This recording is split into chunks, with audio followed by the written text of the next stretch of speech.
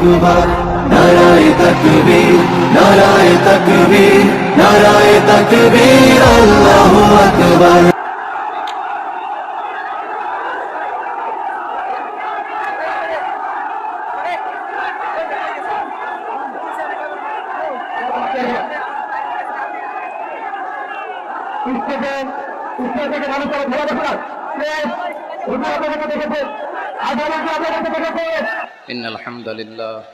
إن الحمد لله نحمده ونستعينه ونستغفره ونؤمن به ونتوكل عليه ونعوذ بالله من شرور أنفسنا ومن سيئات أعمالنا من يهده الله فلا مضل له ومن يضلل فلا هادي له أي فلن تجد له وليا مرشدا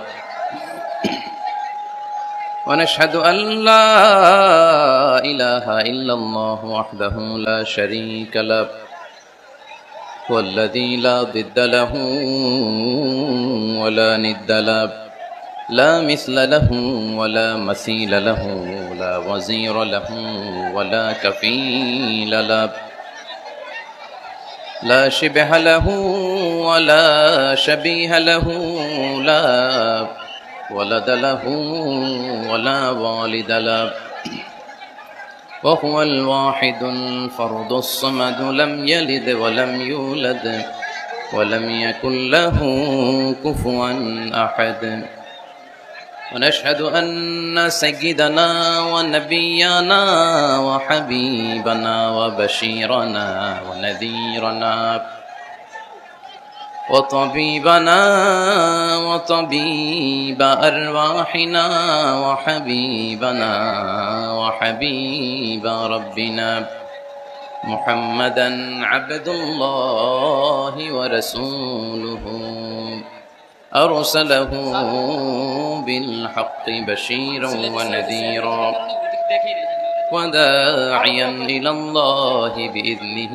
وسراجا منيرا أما بعد فقد قال الله تعالى في كلامه المجيد وفي فرقانه الحميد أعوذ بالله من الشيطان الرجيم بسم الله الرحمن الرحيم زين للناس حب الشهوات من النساء والبنين والقناطير المقنطرة من الذهب والفضة والخيل المسومة والأنعام والحرث ذلك متاع الحياة الدنيا والله عنده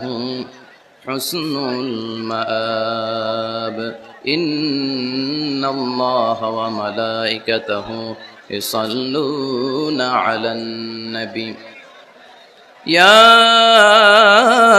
أيها الذين آمنوا صلوا عليه وسلموا تسليما اللهم صل على محمد وعلى آل محمد كما صليت على إبراهيم وعلى آل إبراهيم إنك حميد مجيد اللهم بارك على محمد وعلى آل محمد كما باركت على إبراهيم وعلى آل إبراهيم إنك حميد مجيد সকল প্রশংসার মালিককে সকল ক্ষমতার উৎসকে কেউ যেটা পারে না পারে কে কেউ যেটা দেখে না দেখে কে কেউ যেটা দেয় না দেয় কে সে আল্লাহর জন্য আমরা আওয়াজ করে পড়বো কালিমাতুশ শুকর আলহামদুলিল্লাহ সবাই পড়ছি রব্বানা লাকাল হামদ হামদান কাসীরান তাইয়িবান মুবারাকান ফীহি ইয়া রাব্বি লাকাল হামদু কামা ইয়ানবাগি লিজালালি ওয়াজহিকা ওয়া আযীমি সুলতানিকা লাকাল হামদু বিল ঈমান লাকাল হামদু বিল ইসলাম লাকাল হামদু বিল কুরআন। আমরা প্রশংসা করলাম কার? সব সময় প্রশংসা করব কার? আমরা যেন বেশি বেশি আল্লাহ তাআলার প্রশংসা করতে পারি। আল্লাহ তুমি তৌফিক দাও। আজকের মাহফিলটাকে আল্লাহ তুমি কবুল করে নাও। এই বিশাল জনসমুদ্রকে তুমি ইসলামের বিজয়ের জন্য কাজে লাগাও। এই মাহফিলটাকে আজকে আমাদের নাজাতের ওসিলা বানাও। কেমন আছেন আপনারা? ভালো আছেন? আলহামদুলিল্লাহ, আমিও ভালো আছি। রৌদ্র লাগে না গায়ে? রৌদ্র এই ছেলেপেলেগুলো তো আমার ডুবাবে। তোমাদের বেশি ভালোবাসা তো অনেকের জেলাসির কারণ হয়ে যায়। এক ছেলে লিখে নিয়ে আসছে, হেরে যাবে ওদের হিংসা, জিতে যাবে আমাদের ভালোবাসা। এতগুলো ব্যানার আসলে পড়ে শোনানো যাবে না। শুকরিয়া, সবাইকে শুকরিয়া। এটাও দেখলাম এমডি ইউসুফ লিখে নিয়ে আসছে। এইদিকে শুকরিয়া ভাই, শুকরিয়া। বসো বসো, মাশাআল্লাহ, আল্লাহ কবুল করুক। আমি এদেরকে কোনোদিন দেখি নাই, দেখছি সরাসরি, হয়তো এরাও আমার দেখে নাই, ঠিক কিনা? আমরা কাউরে দেখি না, আমরা কাউরে চিনি না, কিন্তু আমরা ভালোবাসি একজনের জন্য। যিনি কে? আমাদের ভালোবাসাগুলো আল্লাহর জন্য। এজন্য এই ভালোবাসা কখনো হেরে যেতে পারে না।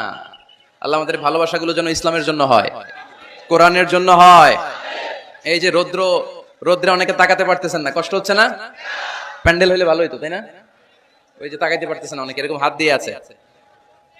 ভালো আছেন? কষ্ট হচ্ছে না তো? মাশাআল্লাহ, আল্লাহ তুমি কবুল করো। মূল আলোচনায় চলে যাই। আজকের আলোচনার বিষয় parenting, how to rare up the children. কেমন করে ছেলে মেয়ে মানুষ করতে হয় জানার দরকার আছে না? ছেলে মেয়ের বাপ হইছেন কে কে দেখি? এই পোলা পাইনের হাত তুলিস না আবার। আপনারা হইছেন? মাশাআল্লাহ, হাত নামান। ছেলে মেয়ে আল্লাহর দেয়া নিয়ামত, তাই না? দুনিয়ার সৌন্দর্য, জিনাতুল হায়াতিদ দুনিয়া। কিছু কিছু জিনিসের প্রতি আকর্ষণ মানুষের জনমভর। এর মধ্যে একটা হচ্ছে সন্তান সন্ততি। আল্লাহ সূরা আলে ইমরানের 14 নম্বর আয়াতে বলেছেন, যুইকিনা লিন-নাসি হুব্বুশ শাহাওয়াতি মিনান নিসা ওয়াল বানিন ওয়াল কানাতিরিল মুকানতারাতি মিনাজ যাহাবি ওয়াল ফিদ্দা ওয়াল খাইলিল মুসাওয়ামাতি ওয়াল আনআমি ওয়াল হারস যালিকা মাতাউল হায়াতিদ দুনিয়া ওয়াল্লাহু ইনদাহু হুসনুল মাআব। নারী, গাড়ি, বাড়ি, স্থাবর অস্থাবর সম্পত্তি, সন্তান সন্ততি, এগুলো প্রাপ্তির আকাঙ্ক্ষা, এগুলোর প্রতি আকর্ষণ মানুষের জনমভর। আমরা সবাই এগুলো চাই, ঠিক কিনা? এর মধ্যে সবচেয়ে গুরুত্বপূর্ণ একটা হচ্ছে সন্তান সন্ততি। দেয় কে? জোরে বলতে হবে, কে দেয়? চাইতে হবে কার কাছে? নাকি মাজারে, নাকি দরগায়? একজন সন্তান দিতে পারে, চিল্লায় বলতে হবে তিনি কে? অনেকে বলে মাজারে মানত না করলে নাকি সন্তান পাওয়া যায় না। এটা কি রে ভাই? মাজারে যদি মানত করা না হয় তাহলে নাকি সন্তান পাওয়া যায় না। এগুলো এসে ডিস্টার্ব করে খুব। এটা খুলে ফেলেন, খুলে নিচে রাখেন। এটা দেন, এদিকে রেখে দেন, এই পাশে থাক যতটুকু হয়, এদিকে দিয়ে দেন, এই পাশে। তো এটা একটা ভুয়া কথা, তাই না? মাজারে আরেকটু উপরে উঠাইতে হবে। মাজারে মানত না করলে সন্তান যদি না হইতো, বাচ্চা যদি না হয়, গরুর যে বাচ্চা হয়, গরু কোন মাজারে মানত করছে বলেন?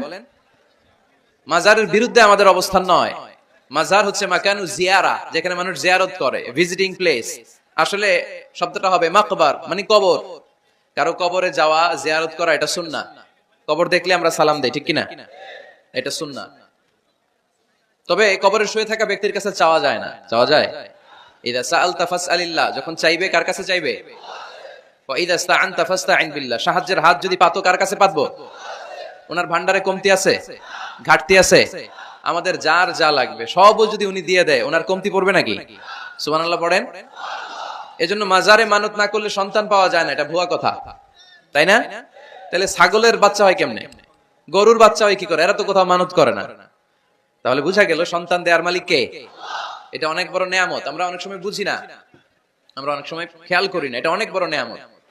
যার সন্তান নাই সে জানে সন্তান না থাকার কি জ্বালা। এরকম নিঃসন্তান কিছু ভাইয়েরা আমাদের এলাকায় আছে না নাই? আছে, তারাই জানে কি জ্বালা। তো এই সন্তানকে কোরআন কোথাও বলেছে জিনা, সৌন্দর্য, কোথাও কি বলেছে? উত্তর দিতে হবে। কোথাও কি বলেছে? জিনা, আল মাল ওয়াল বানুনা জিনাতুল হায়াতিদ দুনিয়া। সন্তান আর সম্পদ এটা দুনিয়ার জীবনের সৌন্দর্য। ছোট ছেলে মেয়েরা, সোনামণিরা না থাকলে পৃথিবীতে কোনো সৌন্দর্য থাকতো? স্বামী স্ত্রীর ভালোবাসা কয় বছর? রং ধরা যৌবন, জং ধরে শেষ। 1-2 বছর পরে আর আগের এই মাতলামিটা থাকে না। ওই ভালোবাসাটা থাকে না। এরপরে ভালোবাসাটা হয় ছেলে মেয়েদের কারণে, ঠিক কিনা? ঘরে গেলে আব্বু আব্বু ডাকে, আম্মু আম্মু ডাকে, ছোটাছুটি করে, দৌড়াদৌড়ি করে, কান্নাকাটি করে, রাগ করে বসে থাকে, রাগ ভাঙাতে হয়, এটাই মজা, ঠিক কিনা? এজন্য আল্লাহ বলেছেন জিনাতুল হায়াতি দুনিয়া, ছেলে মেয়েরা সন্তান সন্ততি হচ্ছে দুনিয়ার জীবনের সম্পদ, দুনিয়ার জীবনের সৌন্দর্য। এক আয়াতে বললেন জিনা, আবার আরেক আয়াতে বললেন ফিতনা। ইন্নামা আমওয়ালুকুম ওয়া আওলাদুকুম ফিতনা, তোমাদের সম্পদ, তোমাদের ছেলে মেয়েগুলো যেমনি সৌন্দর্য, আবার অন দা আদার হ্যান্ড তারা তোমাদের জন্য ফিতনা। কারণ এই সন্তানের মুখে খাবার তুলে দেওয়ার জন্য অনেক বাবা হারাম পন্থায় উপার্জন করে, এরকম আছে না নাই? তাহলে ওই সন্তান শুধু জিনা না, ওই সন্তান ফিতনা। এই সন্তানের কারণে বাবা দুনিয়ায় ফিতনায় পড়ে গিয়েছে, ফিতনায় জড়িয়েছে। আবার আরেক আয়াতে আল্লাহ বললেন আদুওয়া, কখনো কখনো সন্তান সন্ততি এগুলো হয়ে যায় শত্রু, বাবা মায়ের জন্য শত্রু। অনেক বাবা আছে ছেলের জন্য জাহান্নামে যাবে, আছে না নাই? অনেক ছেলে আছে বাবার জন্য জাহান্নামে যাবে, কিয়ামতের দিন বাবা ছেলেরে পরিচয় দিবে না, ছেলে বাবারে পরিচয় দিবে না, একে অপরের শত্রু হয়ে যাবে, ঠিক না? কারণ দিনটা বড্ড ভয়ঙ্কর, কেউ কাউরে চিনবে না।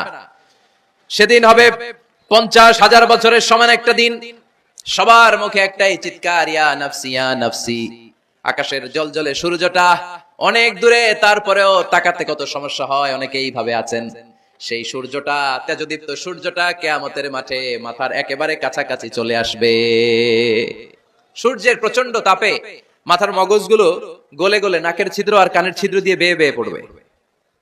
হুফাতান উরাতান মুশাতান গুরলা, পায়ে দেওয়ার মতো কারো জুতা থাকবে না। আজকে এই যে বাটা জুতা পরে আসছেন, অ্যাপেক্সের জুতা, কিয়ামতের দিন জুতা থাকবে পায়ে, গায়ে জামা থাকবে না। Everyone will stand up as naked. There is no dress, no costume, no garment in their body. দেহে কোনো পোশাক নাই, পেটে খাবার নাই, পায়ে জুতা নাই, সূর্যটা মাথার কাছে, তৃষ্ণায় জিহ্বাটা বের হয়ে নাভি পর্যন্ত ঝুলতে থাকবে। সবাই বলবে আল্লাহ আমারে বাঁচাও, আমারে বাঁচাও। ওই দিন বাবা ছেলেরে চিনবে না, ছেলে বাবারে চিনবে না। অনেক বাবা ছেলের কারণে জাহান্নামী হবে, অনেক ছেলে বাবার কারণে জাহান্নামী হবে। তাহলে তখন বাবা ছেলের শত্রু হয়ে যাবে, ঠিক কিনা? তাহলে কোরআন সাধারণত বলল কিছু কিছু জিনিসের প্রতি মানুষের আকাঙ্ক্ষা জনমভর, এর মধ্যে অন্যতম হলো সন্তান সন্ততি। এই সন্তান কখনো হয়ে যায় জিনা মানে সৌন্দর্য, আবার এই সন্তান কখনো হয়ে যায় ফিতনা মানে পরীক্ষা, আবার এই সন্তান কখনো হয়ে যায় আদুয়া মানে শত্রু, ঠিক না? আমাদের সন্তানরা যেন আমাদের জন্য পরীক্ষাও না হয়, শত্রুও না হয়, আমাদের সন্তান যেন আমাদের চক্ষু শীতলের কারণ হয়, ঠিক কিনা? এজন্য আল্লাহ মুমিনদেরকে শিখিয়ে দিয়েছে, দোয়া করো, আল্লাহর কাছে চাও যে আল্লাহ আমাকে এমন সন্তান দেন, আমাকে এমন স্ত্রী দেন যাদের দিকে তাকালে আমার চোখ জুড়িয়ে যাবে।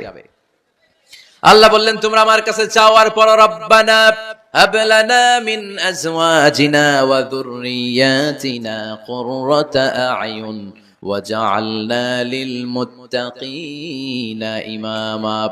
ও আমাদের রব, আমাদেরকে এমন স্ত্রী দান করেন, এমন সন্তান দান করেন, যে স্ত্রীদের দিকে তাকালে, যে সন্তানের দিকে তাকালে আমাদের হৃদয়টারে জুড়িয়ে দিবে কে? এরকম স্ত্রী, এরকম সন্তান আমরা চাই কি চাই না? ঘরে ঢুকার পরে স্ত্রীর দিকে তাকালে কলিজা ঠান্ডা হয়ে যায়, সন্তানের দিকে তাকালে হৃদয়টা জুড়িয়ে যায়, এরকম সন্তান আমরা চাই না? কথা বলতে হবে, চাই কি চাই না? এরকম সন্তান কেমন করে আপনারা গঠন করবেন, কেমন করে সন্তানকে মানুষের মতো মানুষ বানাতে হয়, এই নিয়ে কিছু কথা আজকে আমরা শুনবো। মনোযোগ আছে? কষ্ট হচ্ছে না তো? আমি যতক্ষণ আছি ততক্ষণ থাকবেন? কারা কারা?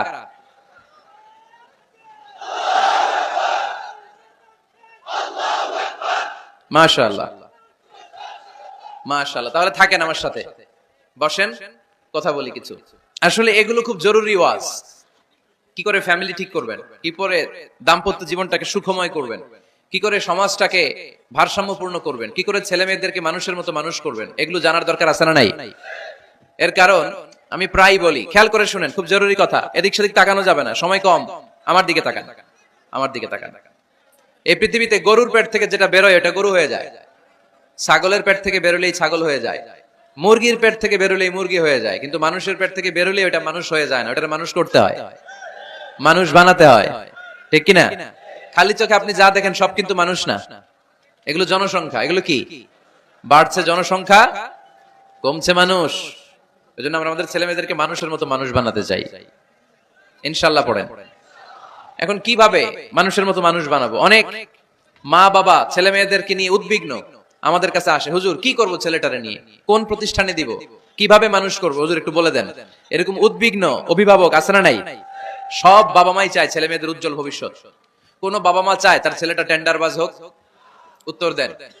কোন বাবা চায় তার ছেলেটা চাঁদাবাজ হোক, তার ছেলেটা ধর্ষক হোক, এসিড নিক্ষেপকারী হোক? না, চায় না। সব বাবা মাই চায় তাদের ছেলে মেয়ে মানুষের মতো মানুষ হোক। আজকের এই চমৎকার দুপুরে, চমৎকার অপরাহ্নে আমরা জানার চেষ্টা করব কেমন করে ছেলে মেয়েদেরকে মানুষের মতো মানুষ বানাবো। অনেকগুলো পয়েন্টস আপনাদের সাথে শেয়ার করব। বাবা মায়েরা, বাবারা এখানে আছেন, মায়েরা আছেন মহিলা প্যান্ডেলে, সবাই খেয়াল করে শুনেন কিভাবে ছেলে মেয়েদেরকে মানুষ করবেন। ভালো ছেলে মেয়ে পাওয়ার প্রথম পদ্ধতি হচ্ছে, বাবার দায়িত্ব হচ্ছে ছেলে মেয়েদের জন্য ভালো মায়ের ব্যবস্থা করবে। কিসের ব্যবস্থা? কারণ মা হচ্ছে production house, kind of factory. Factory যদি ভালো হয়, ওটা থেকে যে প্রোডাক্ট বেরোবে ওইটাও ভালো হবে, ঠিক কিনা? বাপ ভালো তার বেটা ভালো তাই, মা ভালো তার ঝি, গাই ভালো তার দুধ ভালো রে, দুধ ভালো তার ঘি, তাই না? বাবা ভালো তো ছেলে ভালো, মা ভালো তো মেয়ে ভালো, গাই ভালো তো দুধ ভালো, দুধ ভালো তো ঘি ভালো। তো এই জন্য আমি প্রায় বলি, আমার মায়েদের, আমাদের বোনদের পেটটা এটা খনি, তেলের খনি, গ্যাসের খনি, স্বর্ণের খনি, পেট্রোলিয়ামের খনির চাইতো দামি খনি। কারণ এই পেটগুলি ধারণ করেছে পৃথিবীর বড় বড় অলিদেরকে। এই নারীদের পেটগুলি ধারণ করেছে নবীদেরকে। নাকি নবীরা হুট করে আকাশ থেকে পড়ছেন? নারীদের পেট থেকে আসছে, ঠিক কিনা? এটা যেমন সত্য, আবার পৃথিবীর সব টেন্ডারবাজ, চাঁদাবাজ গুলো এসেছে নারীদের পেট থেকে। So the decision is years. আমার প্রিয় লক্ষ্মীপুরের ভাইরা, সিদ্ধান্ত আপনাদের। আপনাদের ঘরের এই মাকে, এই বোনকে আপনি কিভাবে তাদের যত্ন নেবেন, কিভাবে তাদেরকে কোরআন সুন্নাহর পথে রাখবেন, এই দায়িত্ব আপনার। এজন্য প্রত্যেকটা বাবার দায়িত্ব। তোমরা ইয়াং যারা, আমার কলেজের টুকরা যুবক ছেলেরা, এখনো যারা বিয়ে করো নাই, তোমার অনাগত ভবিষ্যৎ প্রজন্ম তোমার বউয়ের পেট দিয়ে আসবে।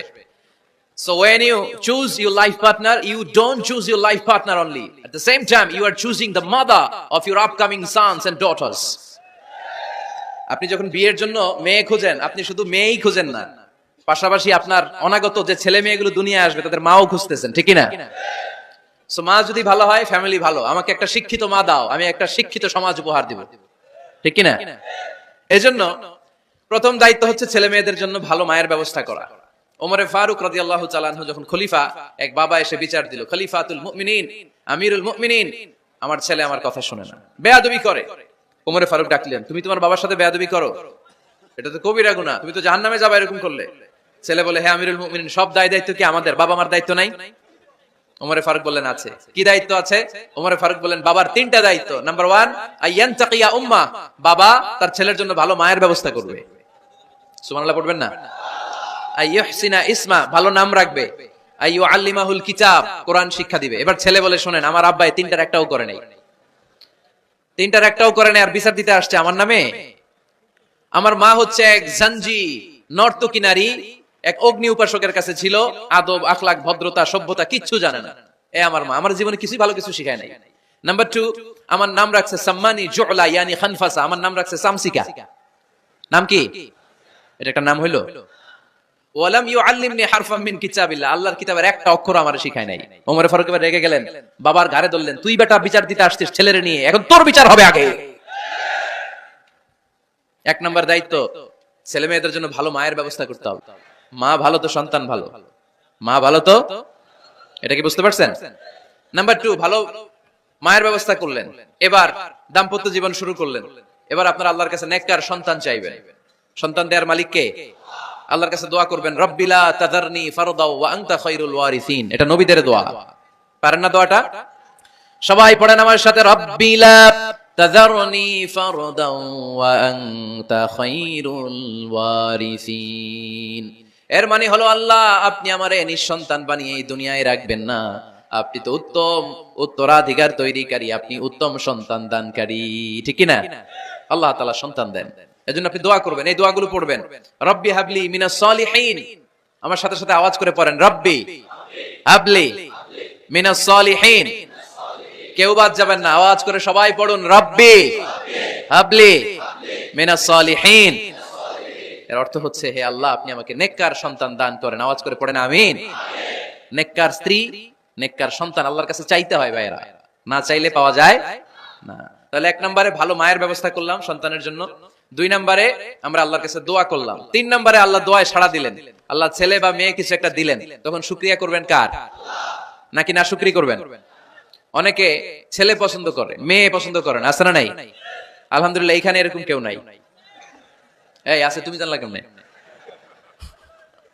আমি বাঁচাই দেওয়ার জন্য বললাম নাই, এরপর এরা কয় আছে।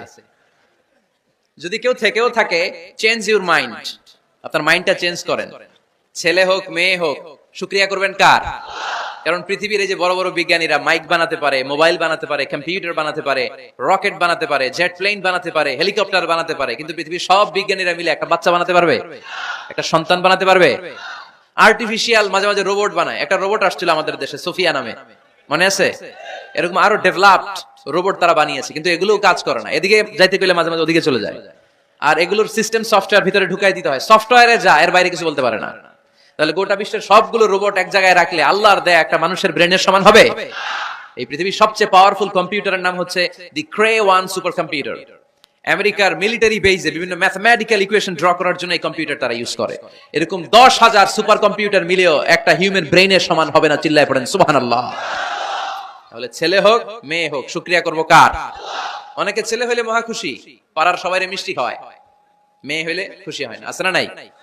এরকম করবেন না, কারণ আপনার হাতেও নাই, আপনার বউয়ের হাতেও নাই। কার হাতে? তো যেটা আল্লাহর হাতে, এটা নিয়ে আপনারা তো টেনশন কেন? আল্লাহর হাতে ছেড়ে দেন না। আবার অনেকে টানা ছেলে হইতেছে 1 2 3 4, খালি দোয়া করে আল্লাহ একটা মেয়ে দাও, মেয়ে দাও। পঞ্চমবার হইছে আবার ছেলে আছে। আবার অনেকের টানা মেয়ে হইতেছে 5টা মেয়ে, খালি দোয়া করে আল্লাহ একটা ছেলে দাও। ষষ্ঠবারও হইছে মেয়ে। এটা আমার হাতেও নাই, আপনার হাতেও নাই, ডাক্তারের হাতেও নাই। কার হাতে? যারটা যার হাতে, হের হাতে ছেড়ে দেন। পারবেন নাকি না শুকরি করবেন? আল্লাহ বলে খবরদার, দুনিয়ার সবাই অনেক কিছু বানাতে পারে, অনেক কিছু তৈরি করতে পারে, কিন্তু একটা সন্তান দিতে পারে না। তুমি 6টা ছেলে পাওয়ার কারণে না শুকরি করো, মেয়ের জন্য আমার বিরুদ্ধে কথা বলো। এমন অনেক দম্পতি আছে 20 বছর কেঁদে কেঁদে জীবনটারে শেষ করে দিল। আমি এমন পরীক্ষায় ফেলেছি, একটা সন্তানও তাদের দেই নাই। আল্লাহ অনেকে কিছু দেন নাই। ছেলে দেয় কে? সবাই বলতে হবে, ছেলে দেয় কে? মেয়ে দেয় কে? ছেলে মেয়ে দুইটাই দেয় কে? আবার কাউরে ছেলেও দেন না, মেয়েও দেন না। তিনি কে? এজন্য তিনি বললেন ইয়াহাবু লিমান ইয়াশাউ ইনাসা ওয়া ইয়াহাবু লিমান ইয়াশাউ যুকুর আও ইউযাওয়িজুহুম যুকরানা ওয়া ইনাসা ওয়া ইয়াজআলু মান ইয়াশাউ আকীমা ইন্নাহু আলীমুন কাদির। পড়েন সুবহানাল্লাহ। আল্লাহ ডেকে বললেন আমি এমন এক সত্তা, আমি যারে চাই তারে ছেলে দেই, যারে চাই তারে মেয়ে দেই, যারে চাই তারে ছেলেও দেই মেয়েও দেই। আমি এমন এক সত্তা, যারে চাই না তারে ছেলেও দেই না মেয়েও দেই না। তিনি কে? তিনি দেন। এজন্য শুকরিয়া করবেন কার? 3টা চলে গেল, ছেলে হোক মেয়ে হোক, শুকরিয়া করব। 4 নাম্বার, ছেলে দেখ মেয়ে দেখ, সন্তান হওয়ার সাথে সাথেই ছেলের কানে বা মেয়ের কানে আজান দিতে হবে। কে দিতে হবে? আজান দিতে হবে। দেন না আপনারা? দিবেন নাকি ইমাম সাহেব হুজুর আসবে তারপরে দিবে বসে থাকেন?